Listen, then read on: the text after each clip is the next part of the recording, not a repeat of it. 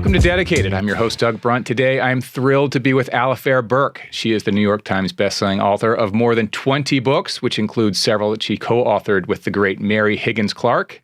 She graduated from Stanford Law School. She has clerked on the Ninth Circuit Court of Appeals, which is hugely impressive. She's a professor of law at Hofstra. She has also served as president of the Mystery Writers of America. She has been on the board of the Authors Guild. And on top of all that, within the community of writers, she is one of the most respected and well-liked writers out there. So, Alafair, welcome. That's the most important thing of all. And it's true. You and I know each other a little bit. We've met a few times at things over the years. But every time I talk to someone, they're like, do you know Alafair Burke? She is the best. You've got to know her. And I swear I hear that. I've heard that dozens of times. Oh, that's so nice to hear. You're so well regarded, and we have so many mutual friends. So it's nice to have a longer amount of time to sit with you. Speaking of, I think, one of our mutual friends, you are not the first Vesper Martini on the show. Yeah. Lawrence Wright chose the Vesper Martini. Excellent. I think I can call him Larry now that we've, split a cocktail shaker worth of Vesper. It's a pretty Martini. Perfect cocktail. Like, got a lot of balance. I was surprised. I enjoyed it so much. So I'm sort of eyeballing off your recipe, which, per glass would be 2 ounces. Well, I kind of just overdid the vodka, actually, I think. It was supposed to be 2 ounces gin and 1 ounce vodka. And I definitely overdid it, so I'm not going to pour all this out. And some Lillet Blanc, which is like similar to a dry vermouth, right? Yeah. All right. Somewhere in between a dry and a sweet. That is definitely... It kind of softens it. Not something we can finish. With an orange rind. I cheated, and I sliced the orange rind before you got here. I'm impressed you're doing this on air. Oh, yeah. Well, I actually did without at even one having time. a measure. Well, we'll see if that works out. But I did bartend many years ago. Okay. And I did kind of over pour this. So, Justin, if you would like a Vesper Martini, speak now. This is fabulous that this is, because I'm technically working. I'm out hawking my wares, but it means day drinking with you, which is pretty great. I love being able to get to say I'm working as I sip my martini. Well, it smells good. There's like a fragrance to it. Yeah, the orange rind does it. Cheers. Right. Great to see you. Thank you so much. Yep, you nailed it. That is good. So people have very strong feelings, even if they're a Vesper fan. Mm-hmm. Many people, it's 50% gin, 50% vodka. I think that's what Larry was talking about. I'm gin forward. Gin forward. I like that. I've actually been switching. The good bartenders I know tell me that I'm right. I totally agree. I've actually switched. I used to have more vodka martinis. Now I'm kind of a gin martini guy. And maybe the Vesper is the perfect balance. It's good. How about the orange rind? Is that the standard on a Vesper, or you can mix that up? I like the orange. Some people use a lemon. Okay. I like the orange. All right. Opens it all up. It does. It has like a nicer, I don't know, fragrance to it. It's almost like it's healthy. Right. Totally. It's really just this is definitely good for us. Yes. Vitamin C.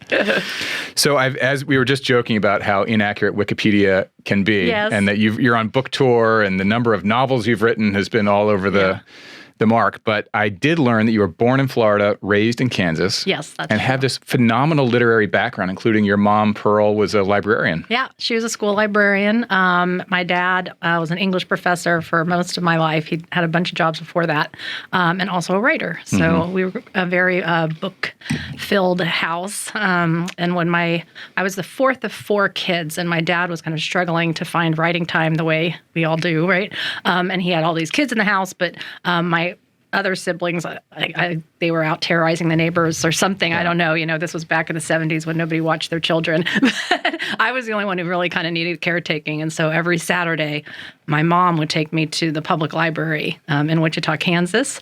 And we would go. They had an old movie theater that did kids movies for $1. So I remember that. So it was always mom day. Yeah. And I realized in retrospect, she was just trying to get me out of the house so that my dad could write away from these crazy kids. Peace and quiet in here? He'd finally get some peace and quiet. Yeah. She would take me, and then the other siblings were on their own.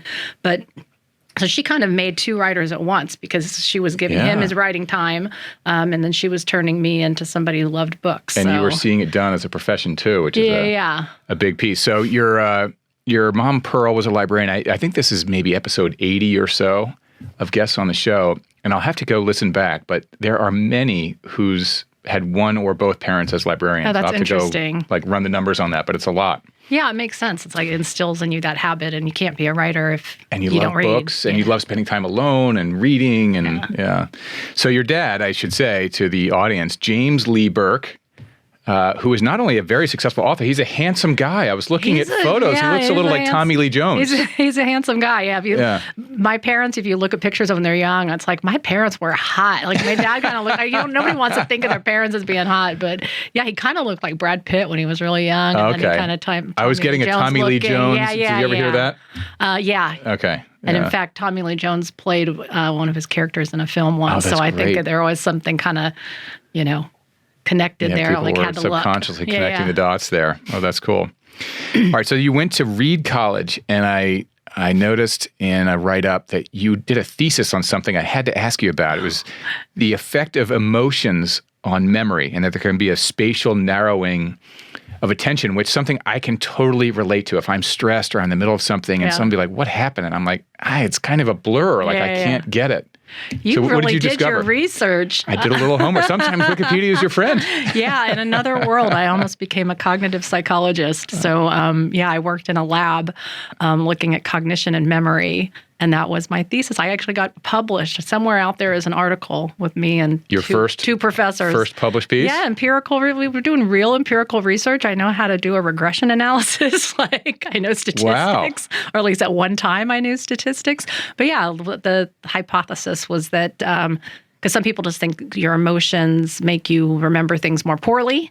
That's kind of the simple story. People think, at trial, people are like, I'll never forget his face because I was so scared. Is one particular emotion, is fright more so than anger? What blows up your memory worse? Stress and fear, I think. Stress and fear. But our hypothesis wasn't that your memory is actually worse. It's just different, that you focus.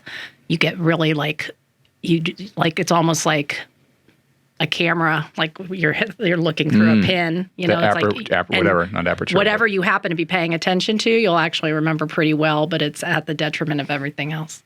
Oh, that's interesting. That's at least I think that's what we concluded. I remember, because I've thought about that. I've noticed that for myself when I'm really, dialed up for whatever reason.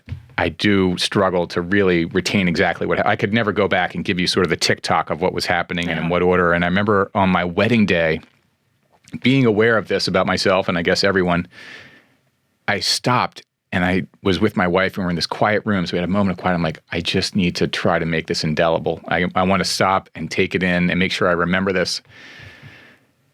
And I was only partly successful, I think, because, I remember doing that, but then I don't really remember what I took in. Yeah, right. And the visualization of it can sometimes be really difficult. Yeah. Like you might remember how you feel, right? But you might not necessarily remember what you saw. Yeah. It's another, related to your crime books and things, eyewitness testimony is like the most unreliable thing out there. It's always wrong. One person says it was a red shirt. Like, no, it was blue. Like they all were looking at the same thing and they're all stressed and can't remember.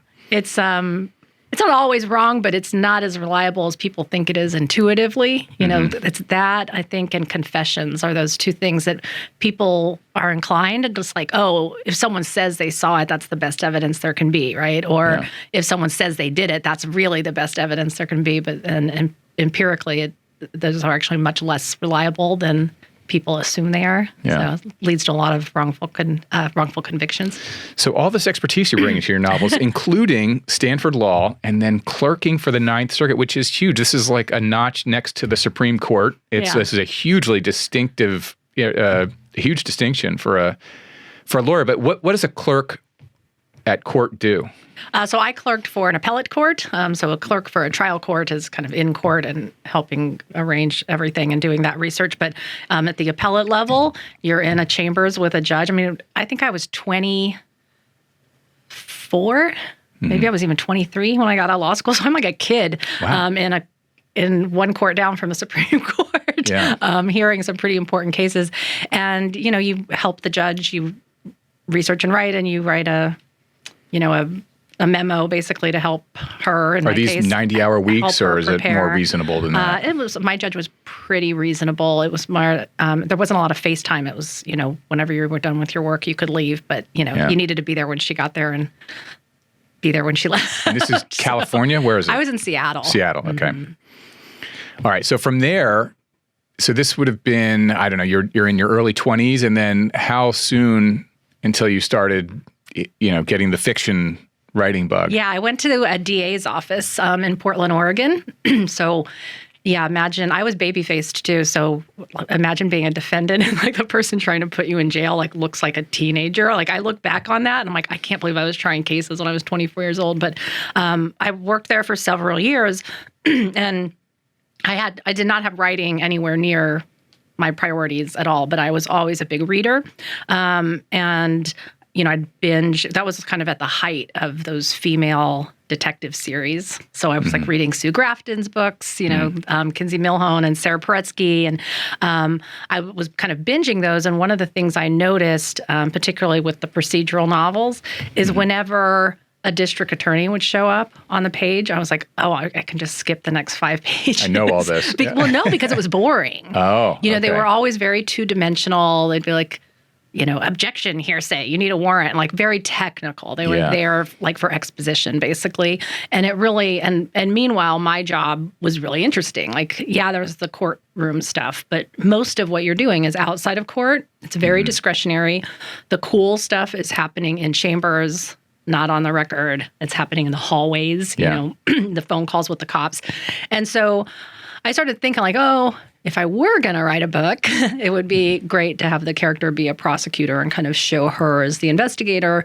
And then before I knew it, I became one of those annoying lawyers who's like, one of these days I'm going to write a book. Yeah. And so I thought I would write one book. That was in the early aughts. And was that Samantha Kincaid, the first one? Yeah, I think I started it in, maybe I started it in 1999. Mm-hmm. Yeah. So Samantha Kincaid is a Portland DA. Yeah. You also have a New York PD detective and in another Belly Hatcher series. Yeah. But that is great. I mean, you're drawing on this fascinating real world experience to bring it with more force on the page in your books. It reminds me a little bit, Patricia Cornwell was a medical examiner. Linda Fairstein was a DA. Yeah. Jack Carr was a Navy SEAL. Yeah. And then others do it a different way. Like Harlan Coben, played some basketball, but he's otherwise like not that interesting a guy. Stop it. A mutual friend of both of ours. Yeah, Harlan's great. One of the best ever. He actually tells a joke that it's something that Rockefeller used to say, and I think Flaubert is like, be ordinary in your regular life so that you can be, fierce or interesting in your professional life. Yeah, that's cool. So I think Harlan's on that side of the coin. Yeah. But that's great. So let's explore a couple of the themes. We talked about a couple of your characters that you have some experience that you can sort of bring to the page on that. But one of the themes is serial killers. And I read that when you were growing up in Kansas, there was a big case going on that made an impression on you. We moved to Kansas, I think, when I was in the 4th grade. So what does that make you, 9? Something like that. And we had left Southern California, where there was an ocean and sunshine and beaches. And then they took me to Kansas where there were none of those things. But I was told, we'll have a nicer house and you'll go to a better school and it will be safer because like Southern California or Southern Florida at the time, was going through some changes and chaotic. And, my parents had this idea of Kansas like being idyllic and, earnest. And so we show up there and I feel like we're still unpacking the moving boxes and my parents had the news on in the background, as they still always do. And they're like, Wichita police are confirming that there's an active serial killer. And I'm like, hey, safe place you moved me to here. And I'm like, I don't know much about maps, but I'm pretty sure like our house is in the middle of all those red dots on the news right now. And you're fully aware of this as a 4th grader. Oh, yeah. And most like other parents, that's when they turn the news off and protect their kid. My dad's like, Pearl, turn it up. So there was a lot of discussion in our house about who this guy might be. And he called himself BTK, which I don't know if you've heard of him, but it stood for bind, torture, and kill. I mean, really dark stuff. And his victims were women and even children. And so it was odd to grow up there. And went on for more than a decade, I think, right? Yeah, no. He was, I think they didn't catch him for 30 years. I was a law professor by the time they caught him. Yeah. So he's apparently stopped killing people at some point, and so they thought maybe he was dead or he had been arrested for something else, but it turned out he just stopped and had aged out or something, and was still living in Wichita until he was caught. But when we were talking about that, like just growing up in Wichita was so strange. Like everybody had, it was believed he got in through basements and then came up the stairs. But it turns out that he knocked on the door and he looked like a normal guy and people opened the door. Like he walked right in. But was he pretending to be a delivery guy or a I think he vendor of some kind? I think he did at one point. He worked for ADP Security, so they think maybe he had said like he was selling security alarms or something like that. But he kind of looked non-threatening, and this was during a time when people were more likely to open their doors. No nobody does that. And now it's like everybody looks out their ring doorbell and is like, no. I just got that, by the way, and I'm obsessed with it. And it does a little thing on my phone when a car drives by or something. No, it's really weird. Always like look every you can time. just watch your porch, watch the wind blow. I'm like, oh, it's snowing out there. So it was a different era when people were more trusting. But at the time, people thought he went in through the basement, which is like so creepy, right? And so all the houses in Wichita, like if you go into an older house in Wichita, all those doors were bolted. Wow. Like I don't have a lock on my current house, like down to the basement. Nobody does, but it still feels weird to me. Like, why isn't there a lock on the basement door? Because that was seen as, and like when we did have to go into the basement, like you'd like run to the basement and go upstairs as fast as you could. Like creepy old basement. But I think it just created, it was around that time that my librarian mother, I kept asking her for more and more mystery books. Like I really liked those little mystery books for kids. And, I guess I'm playing therapist with my past self. But I think part of it is I liked reading those mysteries because you got answers at the end, right? Like the chaos. They always solved it. The chaos Nancy Drew always came through exactly. at the end. It's like, let's just sleuth this out and we can get some closure. But so I think that's kind of what may have led me to be really obsessed with crime. And the law. Law school Even when I went to law school, I didn't originally want to do criminal law. And then once I was in those classes, particularly during my clerkship, it was like I always gravitated towards those criminal cases. How many cases did you prosecute? I think I tried 20 cases, to trial, but, very few cases go to trial. So, I would, my caseloads at the time were maybe 80 cases at a time, and almost all of those are pleas. Yeah. Like in A Few Good Men with Tom Cruise, he just could please him out early. Yeah. So the other theme, so serial killers, obviously early impression. The other theme, which I noticed here in the note, which I'll hold up. I should hold this up before. We'll hold it up again. Cameras. This book is getting such good buzz. Thank you. Everywhere I turn, I see it's been exciting. Great news about it. The complexity of female relationships. Yeah. And I really noticed that in here in the conversations. It's, it's one of the things that, of course, any woman can relate to. But as a guy, I was like, so this is how they talk. This is what's going on. I was so fascinated to eavesdrop on it. I have a few different text threads of friends, and the most active ones are the all-female threads. And we're just all up in each other's business all the time. It's, we talk about, these three women always do the New York Times spelling bee together every single day. Yeah. I have a group that does the spelling bee every day. But, when we're giving each other word clues, we're also, talking about, hey, is your house okay? One of my friends is in L.A., talking about how's the book tour going, talking about home remodels, talking about our marriages. There's a lot happening. And then meanwhile, my husband has a thread of his army buddies from Germany, and they're always talking too, it seems like. And I'm like, what are you guys talking about? He's like, the game. I'm like, well, I know, but while you're talking about the game, do you talk about anything else? Like, how's their kids? And he's like, I don't know. Yeah. There's a funny bit. I saw some comedian do a bit on this. It's like, their friend just went through some horrible divorce. They had a golf game, and he comes home. He's like, the wife says, well, how's his divorce? He's like, I don't know. Like, what do you mean you don't know? You just spent 4 hours on a golf course. He's like, You didn't talk about it. Yeah, I saw that too. Was that in a show, or was it a person telling that story? The version I saw was a stand-up. Okay, I wish I could remember the name of the comedian. Yeah, I saw the so true. And I looked at my husband, and I was like, that's you. Yeah. And he goes, that's all guys. Like, it's like, we don't talk about that. Do you name the text threads? Yeah. I have a couple named ones too. But topics vary. We have one called "Don't Surf Alone." I'm not even that big a surfer, but it's it's a group of friends from a beach area. So let's talk about. We always do a section on process, and there's some sort of standard questions here because it's so interesting. This is actually another line of Harlan's. He's like, you ask 20 people how they do it, and you'll get 25 answers back. And so everyone's different. Do you outline the books? No. I had no outline. I wish I could. I can't figure out how to do it. When I co-authored with Mary Higgins Clark, we kind of had to do that. It still wouldn't be what I would call an outline, but we'd come up with a, we called it the Bible, but it sort of had the whole book in it. And we could do that together because it's two minds kind of building off of each other. And I've tried to do it by myself, but it turns out that you can't really do that to yourself. You can't have a writing room with only one person in it. It's just like craziness in the head. So The Note is your first book with a new publisher we were just talking about. So you're with Knopf now. You were with Harper. When you came over, did you give them any sort of Bible to say, hey, this is going to be my sort of debut book with you guys? Or were they just like, it's Alafair Burke, come on over? It was closer, luckily for me, it was closer to the latter. My long-term editor I've had since 2002, my very first book, I've been with Jennifer Barth, has been my editor the whole time. So she was the one to move. And the idea is I would move with her, and the publisher just, like, they knew who I was, and they were happy to have me, but they just wanted to see what the book was about, because I guess the way the corporation works is it has to be approved, somewhere up the chain.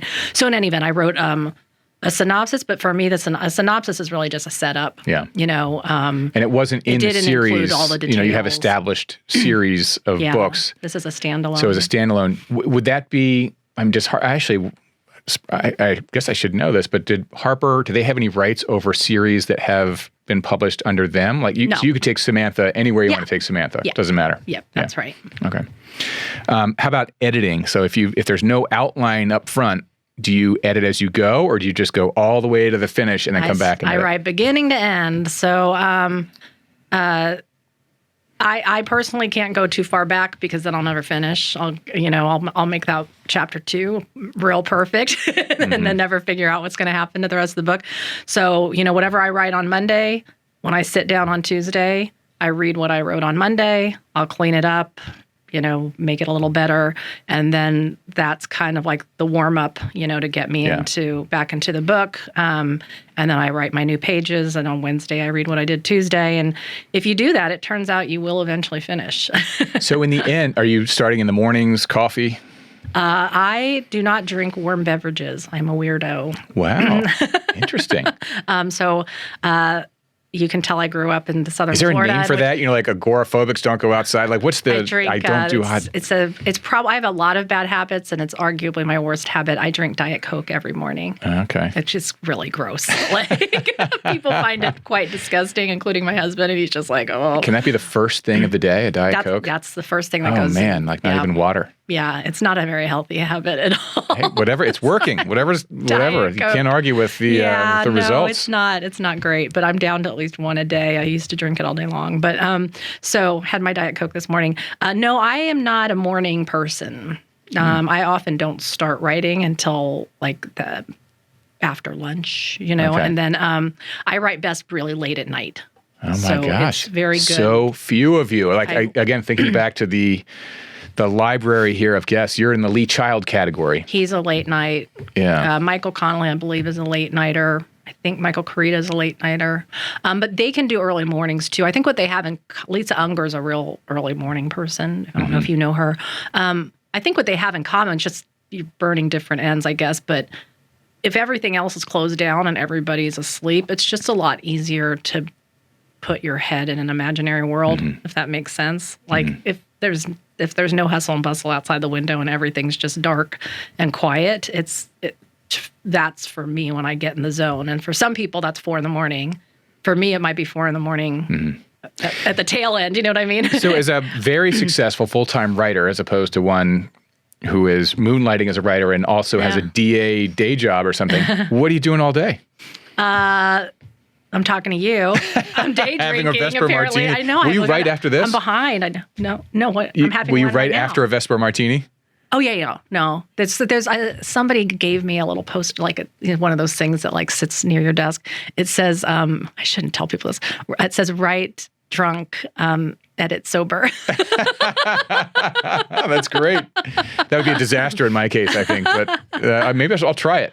I'll give it a shot. I mean, I wouldn't say drunk, but I don't think it hurts to like, So you can have a little wine while you write. Yeah. And then like if my, usually when I'm starting a book, I don't have a lot of super late nights, but towards the end of a book, when I'm like really, really, really in the zone, like, after dinner, I'll go write, and I'll write for a long time. And maybe have a little wine here or there or something is not impossible. Yeah, that's definitely not impossible. Yeah. And then how many words do you think, do you set sort of a quota, or you're just kind of is what it is? I mean, sometimes it's a mistake, but it's one way to keep your butt in the chair and make sure you do something. So when I start, it's low. It'll be like 500 words to 750, and then 1,000's good. Then I get up to 1,500. At the very end, I can write the last quarter of a book in a couple weeks, like 3 weeks, because I just know exactly what. You just can see the finish line. Cruise in, and I know the characters by then. And for me, a lot of the struggle, I wouldn't say the struggle, a lot of things, what slows things down is I really need to know the characters to really be in the zone, and that takes a while. So if you took Samantha to the next one, that helps in the beginning because you know her. I guess there's sort of a universe that you're going to sort of develop around her, but it's helpful to be. Series books, I can write series books much more quickly than the standalones, and it's because I take a lot of work with the characters. Yeah. Yeah. Do you have a favorite spot? Are you like? I know you're. We won't reveal your exact location, but you're in the city and then also out east. Yeah. East Hampton for people who are not New Yorkers. I like my office. I sit in my chair and my desk, and I like a real computer instead of a laptop, so although I can write on a laptop. Yeah, I do not like to write. I write longhand. Oh, yeah. I can write longhand pretty well. I used to have a hang in my neighborhood called Otto. People called it Otto. It's in the city here? O-T-T-O. Yeah. It was back when Mario Batali had restaurants. It was a Mario Batali, like his low-end, like family pizza, pasta, salad place. But it was right around the corner from my apartment when I first moved to New York, and I was single at the time, and I'd go eat at the bar by myself, and the bartenders there are still like my close friends, even though the place doesn't exist anymore, but they were like my honorary uncles, and they would tell me like which people I could talk to at the bar and which ones to stay away from. But they used to be open during the day for lunch, and they did not get any internet signal. So you couldn't do Wi-Fi like it was, and it was very quiet during the day. So I used to go. That sort of calls out all the riffraff. Yeah, so I would take my laptop, and it was super quiet, until like people started showing up at 5 or something. But I would go for lunch, and my friend Dennis Mullally, Dennis would check my word count before he would feed me. Oh, I love it. You're like family there. That's fantastic. No, he's my Uncle Dennis. Yeah. So. How about trusted early readers? You've got many to choose. Your husband, your dad, your mom, no one? I don't do that. No?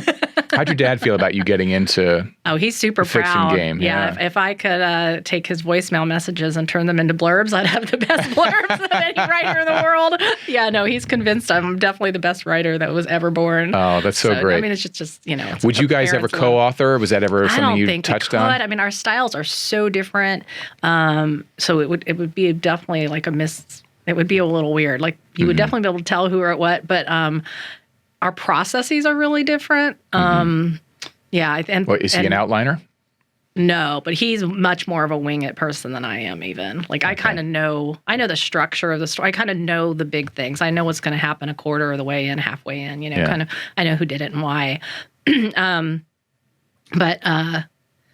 also just like when we have tried to do things together, like you wouldn't think there was so much love between the two of us. We almost killed each other when he tried to teach me how to drive. So, yeah, I think that might not work. Well, sometimes boundaries are good. Yeah, good it might be fun to things. try like a short. So we talked about like what if we could come up with a short story where it's just two different characters voices, alternating. Right? I would love in that. First person or something, so that it would make sense that they sounded completely different. By the way, if you guys did that, it would be a sensation. The literary world would love to see this. It would be great. Yeah. Yeah. And then you can go on book tour with your dad.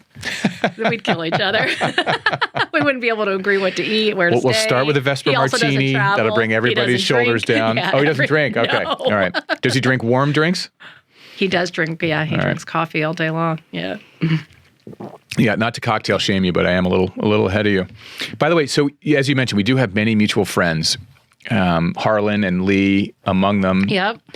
And I know they had that dinner club that Mary Higgins Clark was also in. Did you go to that? Were you in that dinner thing? I was supposed to be a new member of it at some point, but It never happened. Okay. I think the kind of things kind of slowed down, and it's a cool little thing. I know Nelson Higgins, DeMille. Nelson DeMille is in there. I think Lee Child and maybe Joe Cannon and some other and Linda Fairstein. Yes, and, they decided they needed some young blood, newer blood. I was supposed to be part of that, and then it didn't happen. Nelson is a dear friend. So sad, very sad about his passing, but he's just a great guy. Such a nice man. Yeah. On that note, though, let's get to the note. That was unintentional, actually. Well, it was well done. So the note refers to a note left behind. I don't think this is giving away too much because it's sort of right up front. It's set in the Hamptons, which is a wonderful place to set a book, whether you go there or not. Everyone knows the Hamptons, East Hampton and South Hampton. It's just, where so much is going on. It's a rich place for a book. And so the group of women, are trying to park to get to dinner, and someone cuts in front and has the experience we've all had where someone cuts off the parking spot that we clearly had signaled for and had the rights to. If your turn signal's on, that is your real estate. It's yours. It's the flag on the moon. You've got it. It's equivalent of a title, yes. And so, of course, you want retribution. Now, you don't want to permanently maim anyone, but you do want to make them a little uncomfortable in response. I wanted to get that scene right because what the women do afterwards is so petty. It couldn't really just be the parking spot. So the person who steals it smirks at them. A little more. Yeah, I did that and I totally got away with it. Yeah. And let's just say some of the characters are going through some things. And the idea of somebody getting away with something is something that May Hanover, who's a former prosecutor, cannot abide by. And she loses her mind over this person breaking the rules and getting away with it, and there not being any justice. And she can be a little preachy, and she can they call her the little sheriff. They kind of make fun of her for being such a little rule follower. And she's like, I'm going to leave a note. And she writes this very earnest, that was so unkind of you. You should be nicer kind of note. And then one of the other friends, just as a joke, said, no, if you really want to hurt her. And then she writes on I think I can say it. She writes on the napkin, a cocktail napkin,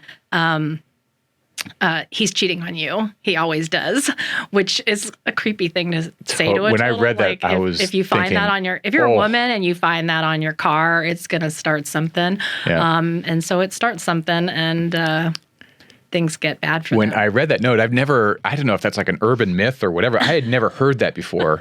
And I don't know of anyone who has. So when I read it, I was thinking, oh my God, that is so good. It's a little thing to say, but knowing you watch some couple leave a couple. It's a sociopathic thing to say, to be clear. It is, yes. It was chilling to read it. I'm like, it's such a simple thing to say, but I'm like, wow, that is a powerful thing to say. You just blew up their night, if not their lives, really. Yes. I mean, who knows how unstable a relationship could be.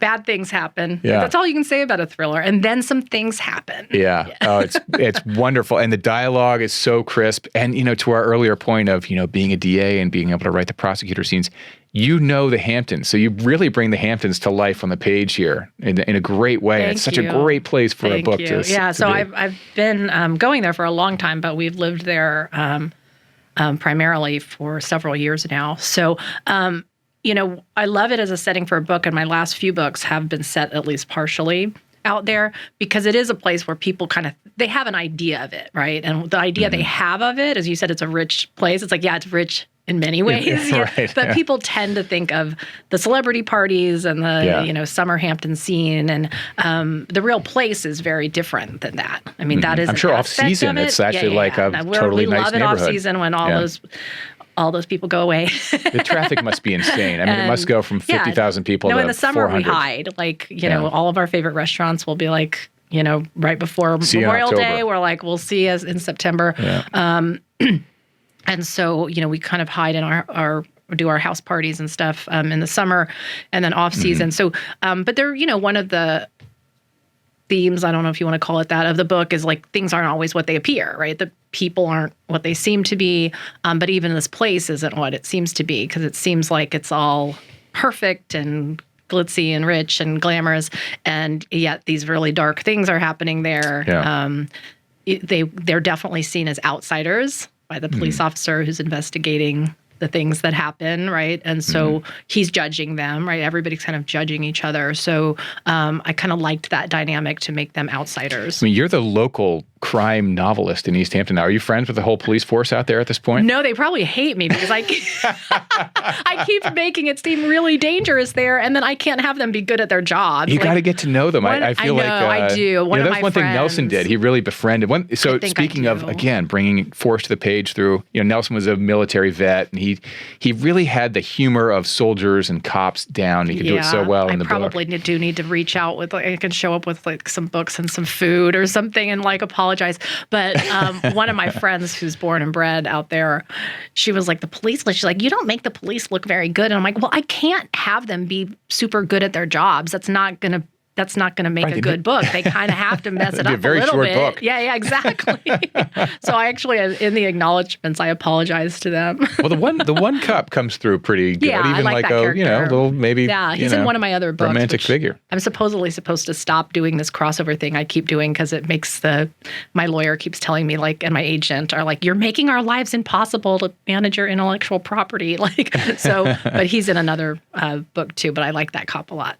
Yeah. So from here, would any of these characters, because I felt by the end of the book, I knew them well and I want to see them again. Am I going to see any of these again? Well, it could very well be because a bunch of, like I said, I think a book maybe 5 books ago was called The X, and the main character was a defense lawyer, and Olivia Randall, who was supposed to be a standalone. And then when I was writing the next book, a character needed a defense attorney. And I'm like, who would they call? I'm like, well, they would call Olivia. So now Olivia is like in 2 other books. Carter Decker, the police officer in this book, has been in a couple. So you never know. Who could show? There's a whole Alafair Burke universe. Yeah. Like people can appear. So this book has 3 female friends going on this weekend trip that goes bad. But the main point of view is from a character named May Hanover. And I mentioned she was a former prosecutor. She's also half Asian, like I am. She's also now a law professor. So there's a lot of me in her. She's the majority of the 3. She's, I don't know. If it's a screenplay, character. She's got the most lines. Yeah, I think that's right. Yeah. And the one I identified with the most. I mean, I was really like, that's the one I wanted on the page the most. I love them all, but she was the one I that's good felt most at home with as I was reading the book. Know. Yeah, because I know that other people have been like, wow, she is way too high anxiety. And I'm she was. There was that. To my head. But I enjoyed her perspective of the world, I enjoyed hearing her sort of give her 2 cents on things. Yeah, she's a more preachy, stressed out me, I think. And that's a great sign of a writer. I remember Joe Cannon first telling me what he loved about Lee Child's writing. He's the first time he read a Reacher book. He's like, he just has such great command of the page. Yeah. And I felt that way with your book. I'm in good hands. Like she's taking me through this book. She's got command of the page. Well, thank you very much. Appreciate that. Well, best of luck to this. So on what is next? In terms of writing, and I also want to ask you a bit about book to film. Do you have any projects in the works on that? And would you personally ever do it yourself? Would you ever write for film or TV? I wrote a screenplay for my book, The Wife, after, I think it's public. Amazon Studios bought the rights outright. I was so excited. I'm like, this is going to happen. And it didn't. So What year was that all starting and stopping? I'm so bad at timelines. Everything 7 years ago, I guess. Okay, so COVID messed it all 2017 up. or 2018. Yeah. Okay. This was pre-COVID, yeah. But my book, The Better Sister, that's done. So we should be able to watch that, Did you do some writing on that? No. Okay. So the thing I didn't write got made beautifully. The thing I did write is sitting on a shelf somewhere. So lesson learned. It's interesting. I'm sure you can do both. It's funny to see who even wants to do it, who does it well. Like Dennis Lehane somehow seems to be able to do both. He's a with friend his hands tied behind his back. He had contacted me. This sounds so name droppy, but whatever. It doesn't matter why he contacted me, but it had to do with The Wife. And then I told him I had already sold the rights. And then, in fact, I was writing the screenplay. And he goes, the very first time you're going to write a screenplay, you're writing your own screenplay of your own book by yourself. And he was like, you are insane. You're like, what and are I'm you like, I know suggesting the by book. that? I'm like, I know the book so well. I know the beats. Like, I can do this. And he was just like, okay. But it was maddening because, I think if it had been a TV show, I wouldn't have been so painful, because if you think about it, if a novel becomes a 2-hour film, you're stripping it. Like, you're stripping it down a lot. You're taking out entire subplots. You're killing characters, like removing them. But if you turn it into an 8-hour show, you're building the world out. Right. So if Harlan Coben's shows, for example, like, it's very true to the novel, but then you're adding, right? Yeah. You're keeping everything and you're adding. And I think that would be a lot more satisfying. So in any event, The Better Sister, they finished all the episodes. It's starring Jessica Biel and Elizabeth Banks. And did you have a writer's room for that? They had a writer's room. Okay. I met with them a couple times. So when you did the screenplay on the other, that was you just writing the screenplay as you would? I just did it myself, and I got notes from Amazon. Who knows what will happen, but at least for now, nothing's happened. But they were very keen to make films, and then they kind of stopped doing that. So I try to tell myself it wasn't because of me. So then you learn the whole structure for this and everything, because there's a whole with screenplays. It's sort of like, Central Park day. That, certain things that you say. So there's really, and then it's just sort of dialogue and like a line or two about what your kitchen day. Kitchen day is the least expensive to make, apparently. Like, I think Dennis was making me the joke. He's like, everything, hilarious. Like the budget starts running out, and suddenly all the scenes are kitchen day. Yeah. It's like but there is a structure and even software. I think Final Draft, I think it's the name of the software that you get, and it sort of all fits into this very, there's an art to way. it. I mean, I don't think I was bad at it. I was told it was a perfectly good script. But, when I saw the scripts for The Better Sister, which I did not write, Olivia Milch and Regina Corrado wrote those, and they're both brilliant writers. There's just an art to it, because it's not just dialogue. Like, even in those kitchen, like, they'll describe, just like a facial expression or something, and it says so much. Like, and you realize that I say a lot in a book, and it's with words. I can do an internal monologue. I can put you in someone's head with words, and they're somehow doing that just with the description of a look or, an exchanged glance between characters, the kind of stuff that you read into when you watch a scene. And, that's not something, I just think that's a very different talent, or skill, I guess. It's something that I think you have to work on. Yeah. Which do you prefer? If you could write being a pilot or the novel? Yeah.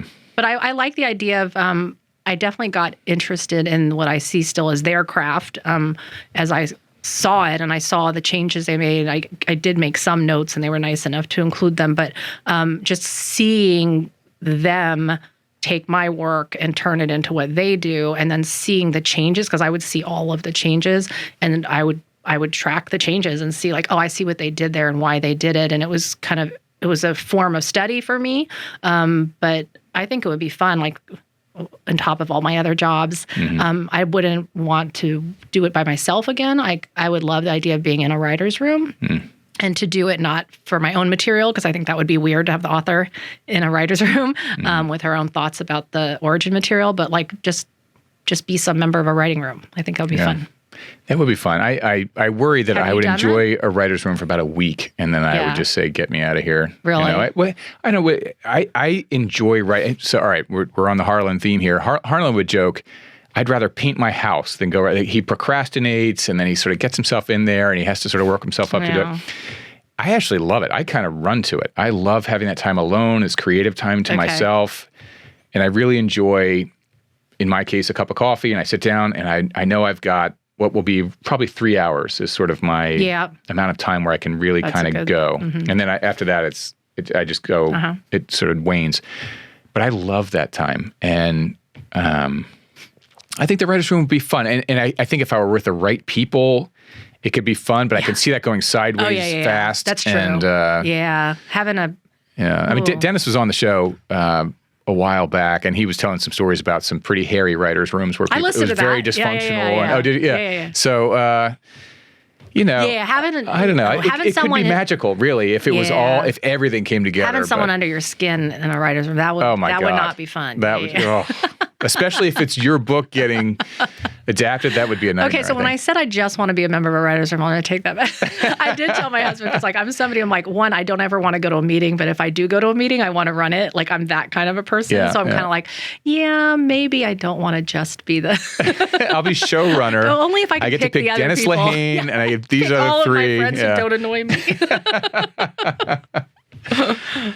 All right. Well, the note it better come to the screen, big or small, soon, because it's so good. Oh, thank I'll you so hold it up much. again. Well, this book was fantastic. It's like the setting is rich. The characters are awesome. I'm excited. It begins with this incredible, it just, the leaping off point is fantastic for the book. It's so good. By the way, were there any other working titles for the book, or did you always knew you're going to call this The Note? There was. Oh, you know what? It was, I think when I sent the synopsis in, the title was He's Cheating on You. And they're like, that might not be the best title for a novel. It's not the kind of book you want to carry around, like he's cheating. That's hadn't even thought about that. If you're on the subway, Yeah, it's like someone's, it could be like a self-help book or something. Yeah, nobody wants to hear that. Yeah. That's funny. Well, did you come up with the note, or was that my else? editor and I got together after the synopsis to kind of do a brainstorm on it because, in my original conception, the three friends, and so this is not the book, to be clear. In the original conception, they were three friends who got to know each other during the lockdown completely online. Mm-hmm. So they had never met each other before at all. And in talking that out with her, we kind of came to the conclusion that the potential for the dynamics of the friendship would be a lot weightier if they had known each other previously, right? So that way you've got a past together, you've got potential for things secrets to work out. And things that you never really talked out years ago, right? So that they could kind of have a more complex relationship with each other. But it was during the talking out of that that we kind of came up with the note. Yeah. Yeah. It's a great title for the book. And of course you get it right up front too. And again, it was like chilling. As you read that page, you're like, and it works in a couple so ways, good. like without doing spoiler. Like there's, the title works in a couple ways. Yeah. It's good. All right. So on to the lightning round with Alafair Burke. First question, your favorite book as a kid? The Mixed Up Files of Mrs. Basil E. Frankweiler. Do you know that book? I do not know that book. It is set at the Metropolitan Museum of Art, and with your husband? 2 little kids run away from home and move to New York, and they live secretly in the Met, and they stumble upon a mystery, and they have to find Mrs. Basil E. Frankweiler and her mixed up files to solve it. So did you learn about this book in your youth or through your husband later? Or I read it as a little kid over and over and over again. It was destined to be. Well, I just loved the idea of like living in a museum, and they would fish change out of the fountain, like to, buy themselves snacks and stuff, and then they would go sleep in the old beds at night. Oh my gosh, that sounds great. It's awesome. Like an early version of Night at the Museum. You've got kids, right? Yeah, 3. You got to get this book for them. I'll get it. I think it was Laura. You know Laura Lippman? She's a writer. I think it was a bunch of female writers. Like we all loved this book as a little kid. Yeah. Oh, that's great. And so the audience knows your husband has worked at the Met. Yes, he was the assistant director of security there. So when I first met him, he's like, and I've noticed it, other people when they would meet him, they'd always talk about the Thomas Crown affair.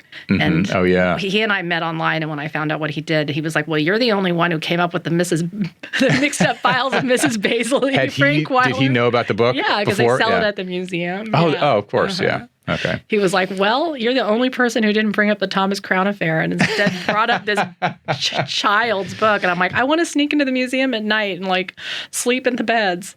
That sounds so fun. So by the way, I am a dad of 3, and at the Natural History Museum, which I think is the sort of setting of the first Night at the Museum movie, they started doing Night at the Museum so you could sleep. So I've done that several times. Oh my God. And I used to sneak in bourbon.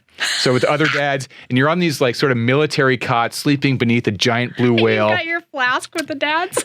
And you've never seen any more grateful dads than the friends with me when I pulled the flask out. They're like, oh my God, give me some of that. I think I've done it 5 times in total across the 3 kids.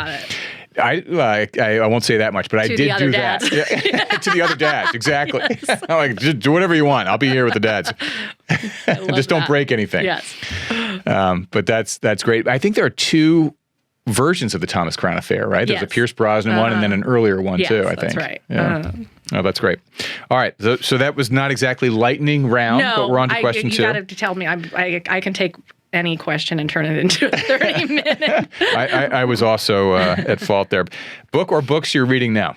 I'm reading Scott Turow's new book, Presumed Guilty. Nice. I just saw some press on that. How is it? Old, rusty, and current day setting. Yeah. Oh, that's great. It's great. The book's good. That's great. That book was groundbreaking. That was such a great book. Legal thriller. It really is. And the original movie was great. The remake was also great with Jake Gyllenhaal. Great. I watched that too. It's like 3 in a row, really. But I got to say, I mean, the book was amazing. But of the 2, that movie with not only Harrison Ford, but who's the guy I'm thinking of who was the DA? Oh, God, I can't remember. Who was also in Rambo. Yeah. I know you're talking about. Or First Blood, rather. Brian Dennehy was amazing. So good. And Raul Julia, amazing. All right, least attended book event ever. I won't name the store because I would feel bad for them, but 1 person showed up, which is the worst because if it's 0, you can leave. You thank the nice book people, you sign some stock, and you leave. It was 1 person. You can't do an event with 1 person. So I just said, thank you very much for being here and had a nice talk with them, just one-on-one. Yeah. But it was awkward for both of us. Oh, my gosh. Well, they must have been thrilled, though. They got some private time with you to chat about the book. I think we're still Facebook friends. Yeah. Oh, that's great. They got their signed book. Yes, they got some quiet time with you. Yeah. So that was clearly early on because there's no way you're not getting a crowd these days. Well, yeah. Wasn't that? Yes, it was pretty early on. First half, anyway. It was pretty early on. Yeah.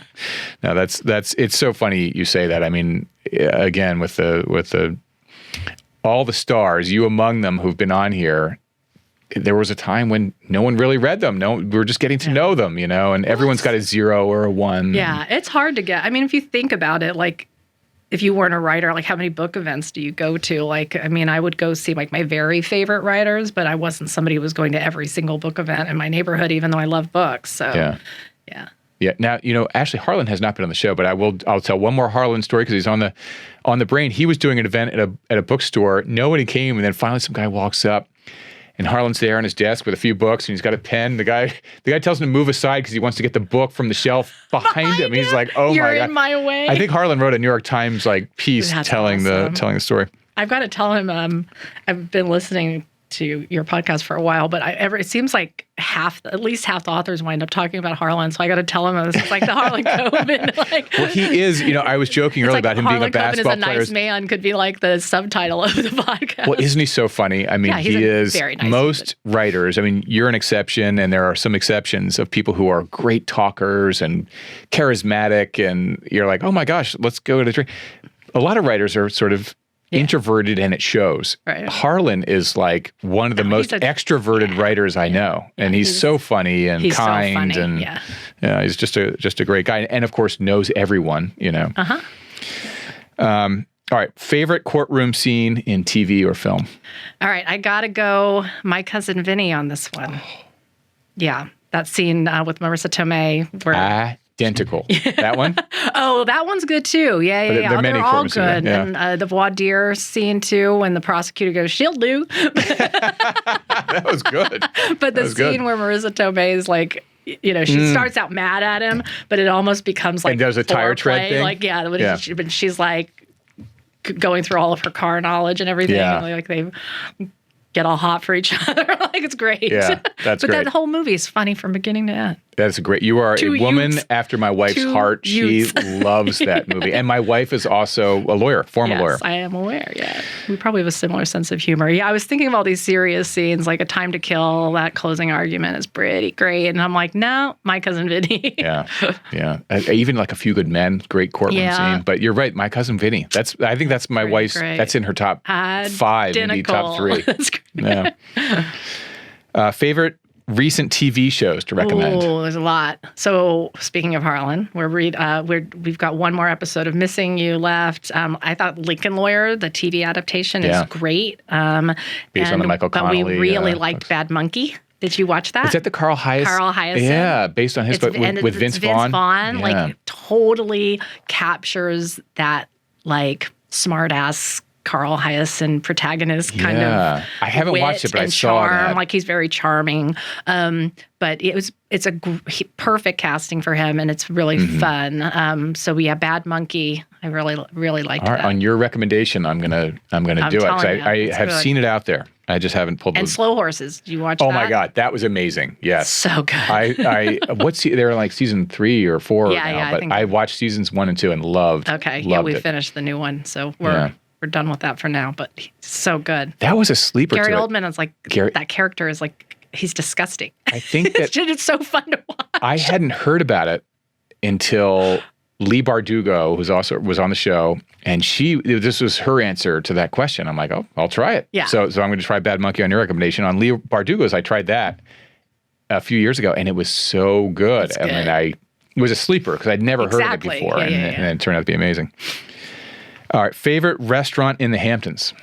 I'm gonna go American Hotel on that, which is Sag Harbor. Yes, in East yeah. Hampton, I'd say 1770. Kind of that's a landmark I spot, call right? them, and I mean this as a compliment. I call them my old man restaurants. I like an old man restaurant, like quiet. The tables are far apart. They have big martini glasses like this. Speaking of which, didn't Justin Timberlake have a few martinis there and then go get a Dewey? That. Not a gossip. I don't think he did. I think that was the source of his. I know that bartender. I don't think he was drunk. Okay. No. Allegedly, is that not where he was prior to the Dewey? That was the location. Okay, the American Hotel? Yeah. American Hotel, yeah. But I think I did years ago. We, our second child, my wife was on maternity, and so we rented a place that was sort of halfway between Sag Harbor and East Hampton for the weeks of that summer, Yes. as it turned out to be maternity leave. And I think I went there for like a lunch and a drink, and it's very cool. It's a charming and really charming. kind of Food's great. Feels like old worldy, or not. I don't know. Old world. It's an older place, Yes, right? It's been It's a around. historic hotel, Yeah. and then it's got the restaurant. Yeah. It's the downstairs. Yeah. All right, the American Hotel in East Hampton. Sag Harbor. Sag Harbor. Sag Harbor. All right. And final question for Alafair Burke. One piece of advice for the audience. Take yourself less seriously, unless you need to take yourself more seriously. That's not great whatever. advice, is it?